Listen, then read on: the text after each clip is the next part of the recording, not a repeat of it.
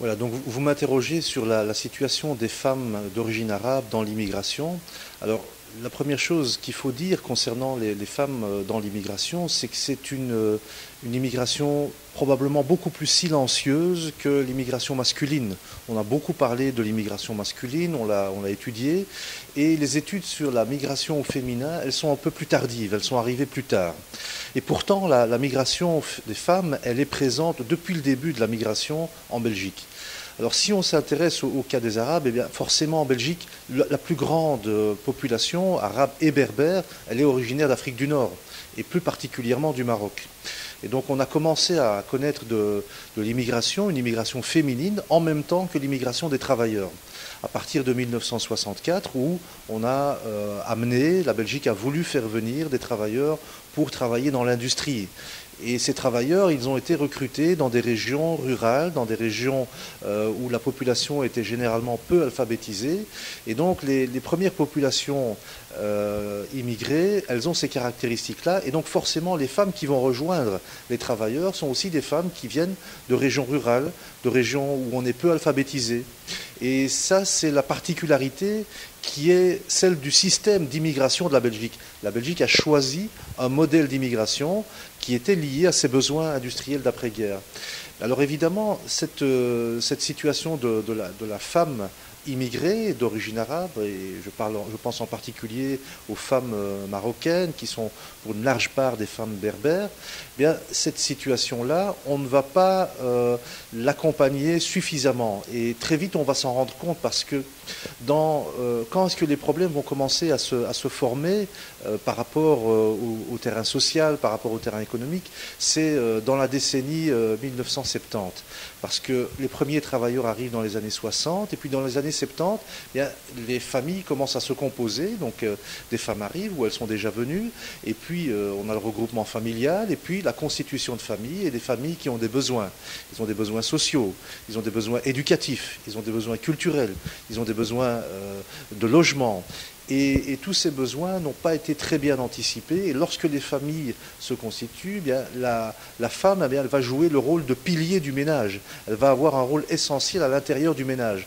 Et donc c'est ce qui rend la connaissance de l'histoire de l'immigration féminine très faible, parce que peu de gens ont été étudiés ce qui se passait à l'intérieur des familles. Mais le rôle des femmes a été essentiel, et ces femmes, elles ont fait ce qu'elles ont pu, c'est-à-dire avec très peu de moyens, très peu de connaissances du reste de la société, et elles ont élevé leurs enfants, souvent dans une très grande discrétion. Là où la femme immigrée va commencer à apparaître sur l'espace public, c'est avec l'émergence des deuxièmes générations. Ce sont les jeunes filles de la deuxième génération qui vont émerger dans l'espace public comme actrices dans le terrain associatif, dans le terrain social.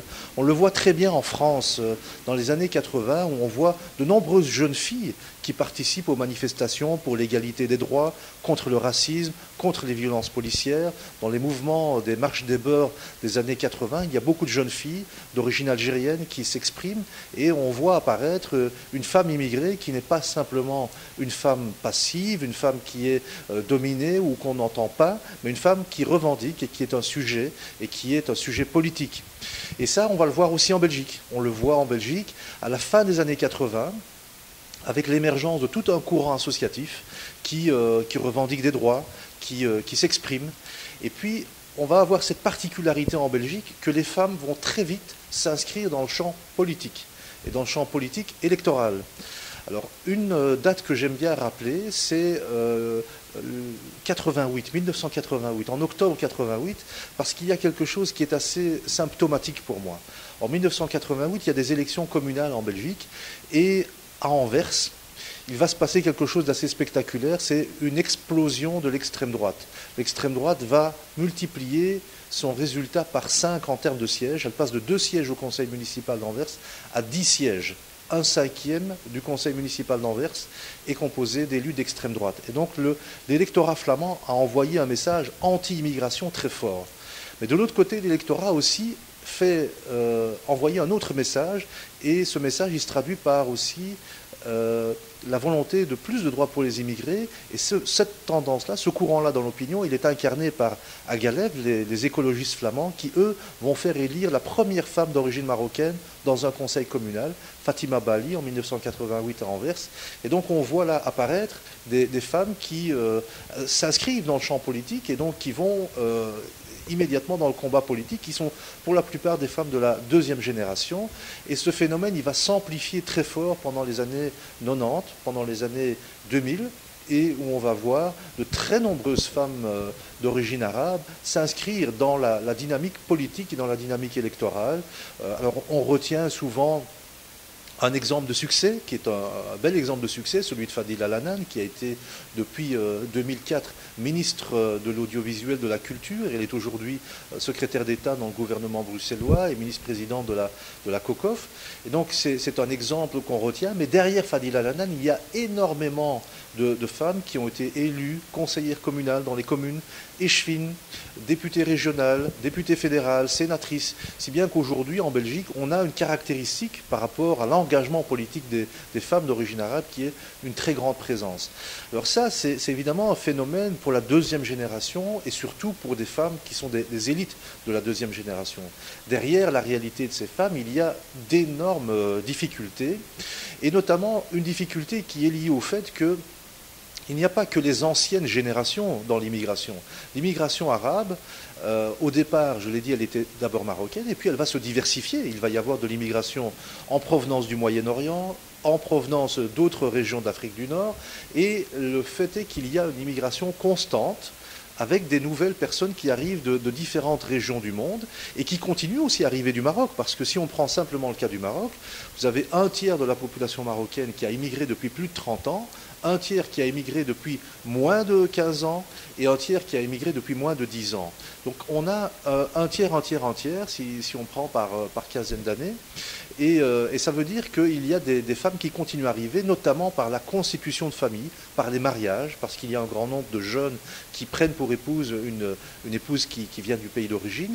Et donc on a d'autres profils qui sont arrivés. Alors parmi ces profils-là, il y a quelque chose de très, très spécifique, très remarquable.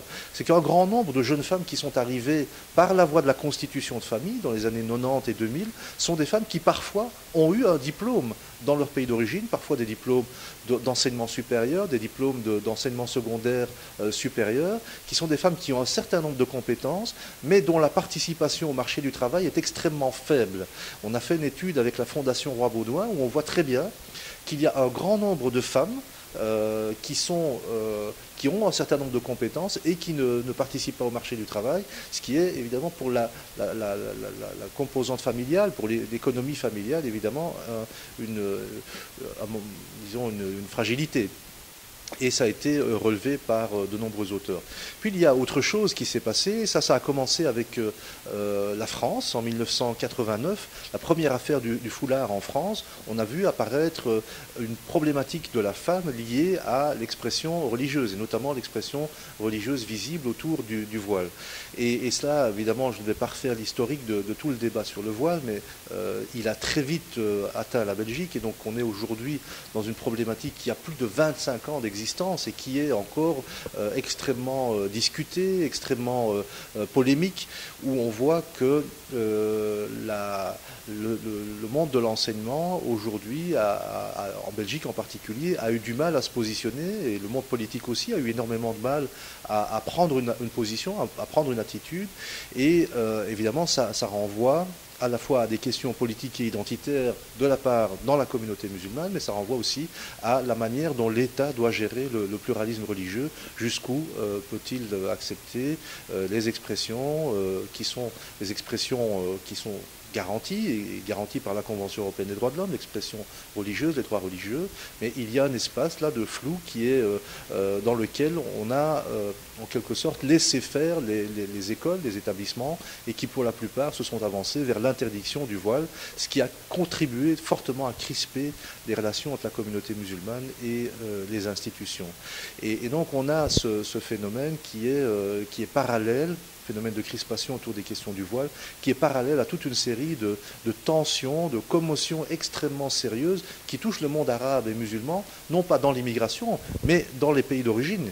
Et les dernières 25 années, on pourrait même dire les dernières 50 années, ou peut-être les dernières 60 années, ont été marquées par des situations assez complexes, assez difficiles. On peut penser à la première guerre du Golfe, qui a eu des effets sur l'immigration. On peut penser aux attentats ou à la montée du terrorisme, la question du 11 septembre. On peut penser à les interventions américaines au Moyen-Orient, qui ont contribué à installer dans une partie de la population issue de l'immigration arabe le sentiment d'être traité de manière exceptionnelle et d'être maltraité par des puissances hégémoniques à l'échelle internationale. Et tout ça n'a pas facilité le débat sur l'intégration.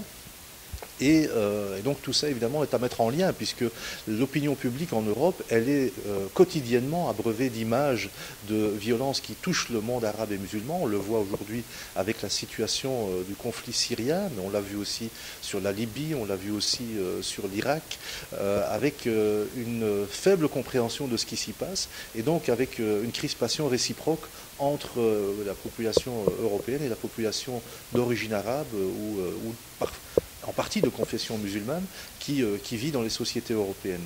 Et les femmes, évidemment, sont directement concernées par toutes ces questions, et il y a évidemment des enjeux extrêmement importants. Alors bon, il y a des enjeux de perception, c'est ce que je viens d'essayer d'expliquer en rappelant l'importance de la construction médiatique, mais il y a aussi des enjeux beaucoup plus terre à terre par rapport à l'accès à l'emploi, la question de la possibilité de dépasser les barrières discriminatoires qui sont très nombreuses à l'entrée sur le marché du travail et dans le déroulement de la carrière. Il y a aussi des enjeux qui concernent le logement, des enjeux qui concernent l'enseignement, et tout cela fait en sorte que la situation de la femme immigrée reste une situation extrêmement problématique, malgré les très nombreuses années depuis lesquelles l'immigration s'est déployée. On pourrait penser, et beaucoup de gens croient, que en réalité l'intégration est une question de temps, et plus le temps passe et plus la situation va s'améliorer. En réalité, rien n'est moins sûr. Il y a des immigrations qui s'installent très bien avec le temps, d'autres qui ont des processus beaucoup plus lents, et donc ce sont des processus qui nécessitent surtout un engagement, un investissement de l'État pour accompagner ces phénomènes. Et aujourd'hui, je crois que la situation de la femme immigrée d'origine arabe, elle est extrêmement fragile, extrêmement problématique. Il reste de très nombreuses problématiques, et évidemment ça nécessite une grande mobilisation.